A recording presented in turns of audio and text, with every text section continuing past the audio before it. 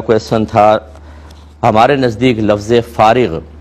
اگر طلاق کے علاوہ قرینے سے خالی ہو تو اس سے طلاق واقع ہوتی ہے اور اس کے لیے صریح بنتا ہے۔ مثال کے طور پہ جھگڑا ہی چل رہا تھا، عورت کہہ رہی تھی چھوڑ دو مجھے، شوہر نے کہا جا میں نے تجھے فارغ کیا، تو اس میں تو طلاق واضح ہے کہ میں نے تجھے فارغ کیا اور کوئی مقصد تو ہو نہیں سکتا۔ ہاں اگر قرینہ پایا جائے، جیسے اگر عورت کہہ رہی تھی بھئی مجھے ایک نوکرانی رکھ دو، میں بہت تھک جاتی ہوں، اس نے ایک ماسی رکھ دی اور کہا بھی اب تو تم فارغ ہو، جاؤ ہم نے تمہیں فارغ کر دیا،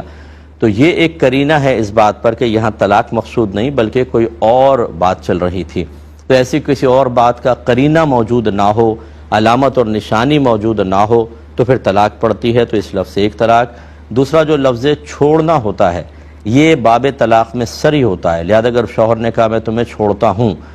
فارغ میں بھی اگر طلاق کے اوپر قرین واضح طلاق کے لیے ہے اور چھوڑنا بھی، اس میں چاہے نیت ہو یا نہ ہو ان سے طلاق واقع ہوتی ہے۔ اور جب ایک طلاق لفظ صریح سے دی جائے اس طلاق کو طلاق رجعی کہتے ہیں۔ ابھی اگر عدت چل رہی ہو اور شوہر دوسری طلاق رجعی دے دیتا ہے تو وہ پہلے والی کو لاحق ہو جاتی ہے، تو گویا کہ یہ دو طلاقیں واقع ہوئی ہیں۔ اب اس نے کہا باقی عدالت کی کارروائی بعد میں دیکھ لیں گے، تو ایک طلاق باقی ہے۔ جو کچھ آپ نے پوچھا اس کے حساب سے جتنا بتایا اگر یہی تھا تو یہ جواب ہے، لیکن میرا مشورہ ہوگا تمام دیکھنے والوں کو طلاق کے مسائل اور وراثت کے یہ کوشش کریں یہاں نہ پوچھیں، یہ آپ کنٹرول روم سے میرا نمبر لے لیں، ہمیں وہاں پر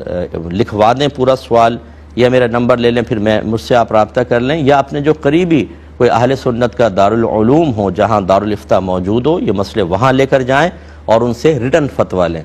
یعنی لکھا ہوا آنسر لیں جو ریفرنسز کے ساتھ ہوتا ہے، تب اس کے بعد کوئی عملی قدم اٹھایا جائے۔